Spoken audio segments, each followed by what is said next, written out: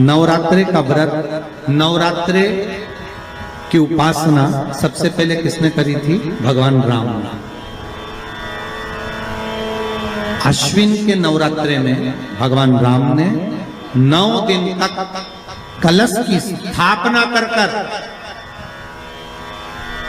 लंकाधिपति रावण को मारने के लिए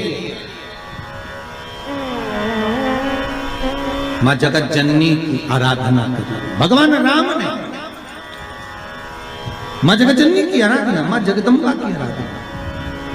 और कहते हैं मेरे राम ने प्रतिदिन मां आद्यशक्ति को निमंत्रण दिया और मां जगत जननी से विनती निवेदन कर कर कहा कि आपको प्रतिदिन आना पड़ेगा। इसलिए देवी भागवत में लिखा है कि नवरात्रे में एक दिन, जैसे प्रतिपदा है, पहला दिन है तो 1 कन्या का पूजन करो, द्वितीया है तो 2 कन्या का पूजन करो, तृतीया है तो 3 कन्या का पूजन करो, चतुर्थी है तो 4 कन्या का पूजन करो, पंचमी है 5 कन्या का पूजन करो, छठ है 6 कन्या का पूजन करो, सप्तमी है 7 कन्या का पूजन करो, अष्टमी है 8 कन्या का पूजन करो, नवमी है, जम के बोलो, 9 कन्याओं का पूजन करो।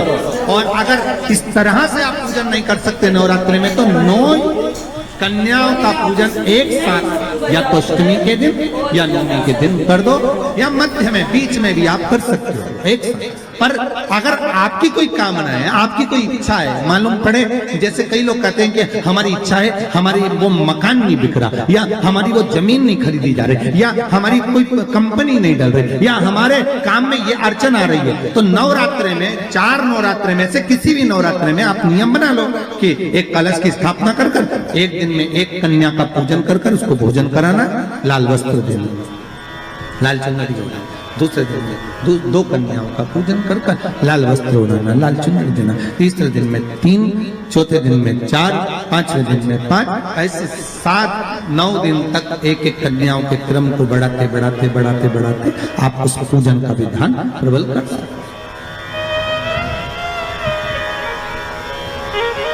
आज किसी का फोन था सुबह, तो कोई कह रहे थे कि हमें गुरुजी से बात कराओ, तो समीर जी ने बताया कि फोन आया था और वो बोल रहे थे कि हमें नवरात्रि में अगर मान लो कोई साधना करना हो तो कौन सी साधना करना चाहिए, हम किसकी आराधना करें, हम 9 दिन तक किसकी साधना करें। तो अगर बन सके तो देवी भागवत में सबसे सुंदर साधना यही है कि हम एक दिन में 1 कन्या के चरण धोकर पूजन कर कर उस कन्या को भोजन कराकर उसका स्मरण करें।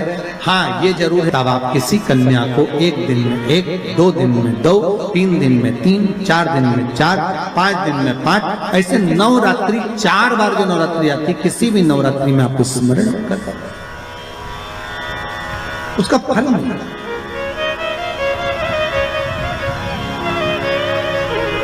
उसका फल होगा।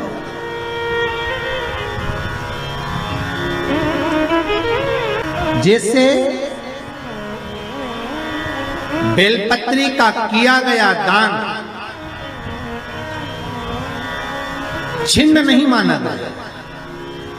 किस चीज का दान? जम के बोलिए जरा। बेलपत्री। बेलपत्री का किया गया दान छिन्न दान नहीं है, समाप्ति नहीं होती। बेलपत्री अगर आपने कोई आपसे कहा जी जी तुम्हारे यहाँ बेलपत्री लगी है, जरा 8-10 दे दोगी क्या? बिल्कुल। और उससे कहो बेलपत्र तू मत तोड़, हम तोड़ कर देते, और अपने हाथ से बेलपत्र निकाल कर उसको दो दान। ये छिन्न दान नहीं है, ये समाप्त नहीं होता। ये बेलपत्र का दान अविरल दान बढ़ता है। नवरात्रि में नीम के पेड़ के नीचे सारी विद्याएं, आद्य शक्तियां, सारी देवी उस नीम के पेड़ के नीचे विराजमान रहती हैं। उस कलश में 1 बेलपत्र डालकर रात भर रखकर उस जल को पूरे घर में घुमाकर उस नीम के पेड़ के नीचे समर्पित कर दीजिए महाराज। घर में भय लगना बंद हो जाएगा, कोई बड़ी बीमारी आपको घेरेगी नहीं, और उस बीमारी से, उस रोग से आप मुक्त रहेंगे।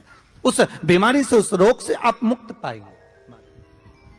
वो बीमारी आप जिनके घर में ज्यादा रोग हो, बीमारी हो, ज्यादा तकलीफें आ रही हो, कष्ट बढ़ रहा हो, बीमारियां बढ़ रही हो, या भय लग रहा हो, डर लग रहा हो, हृदय चित्त में कहीं ना कहीं आपको भय का भान हो रहा हो, तो एक लोटा पानी एक कलश में जल भर कर रख लीजिए और रात भर उसको रखे रहने दो। नवरात्र चल रहा है, उस कलश को रात भर रखकर सुबह सुबह उस कलश में एक बेलपत्र डालकर उस जल को नीम के पेड़ के नीचे, जहां चैत्री नवरात्रि में नीम के पेड़ के नीचे सारी विद्याएं, आद्य शक्तियां, सारी देवी उस नीम के पेड़ के नीचे विराजमान रहती हैं। उस कलश में एक बेलपत्र डालकर रात भर रखकर उस जल को पूरे घर में घुमाकर उस नीम के पेड़ के नीचे समर्पित कर दीजिए महाराज।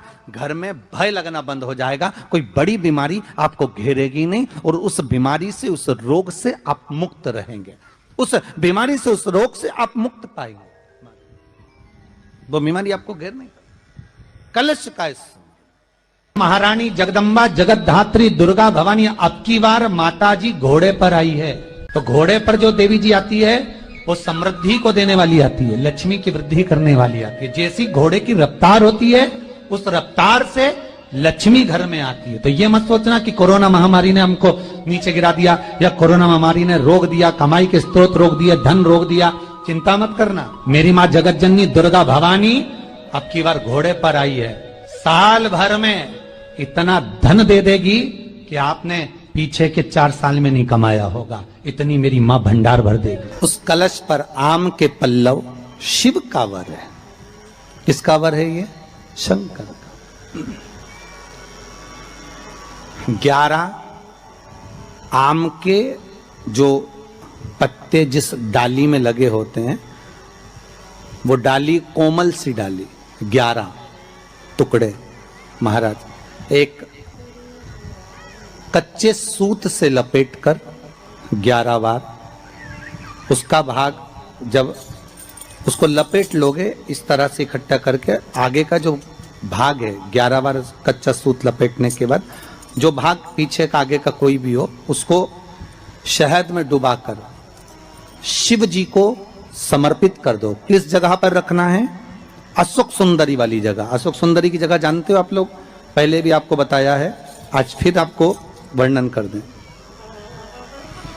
जैसे ये गोल जलाधारी है, ये शिवलिंग रखा है,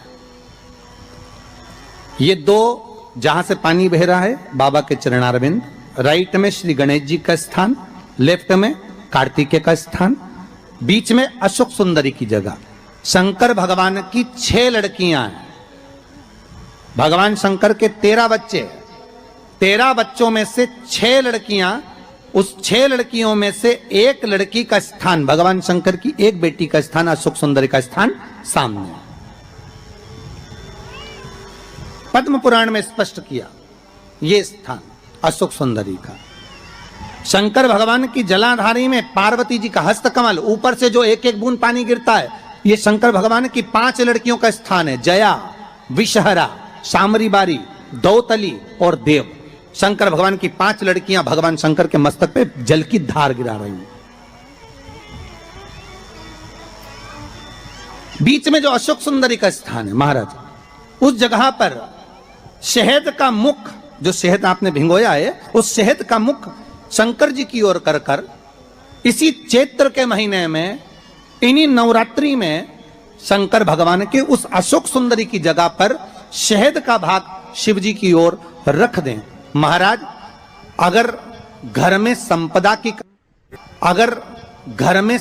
की कमी हो या कोई पैसा खा गया हो, रुपया नहीं दे रहा हो, पैसा अटक गया हो, तो उस शहद को शिव जी की ओर मुख कर कर उस आम के पल्लव की जो डंडी है उसको 11 डंडी को वहां रख दीजिए और उससे अपनी कामना कर कर आ जाइए। हो सके उस शहद में से थोड़ा सा शहद किसी रुमाल पर, किसी कपड़े में लगाकर उसको रख लीजिए। जिस व्यक्ति से पैसे लेना है, जिस व्यक्ति से पैसे मांग रहे हो, उससे एक बार जाकर मिल लीजिए, एक बार उसको खबर कर दीजिए। बाबा चाहेगा भोलेनाथ तो नवरात्रि में ही पैसा वापिस आ जाएगा, अगर शिव कृपा कर देगा। ये बाबा की करुणा। आम का पल्लव कोई साधारण नहीं जिसको कलश के ऊपर रखा जाता है, शिव की कृपा। जिस आम के पेड़ पर स्वयं कामदेव चढ़कर भगवान शंकर के तीसरे नेत्र द्वारा जलकर भस्म हो जाते हैं, वो आम का पेड़ साधारण नहीं हो सकता, सहज नहीं है। और वैसे भी शिव शिव है महाराज। सबसे पहली नवरात्रि का व्रत किसने किया? उत्तर दीजिए। सबसे पहला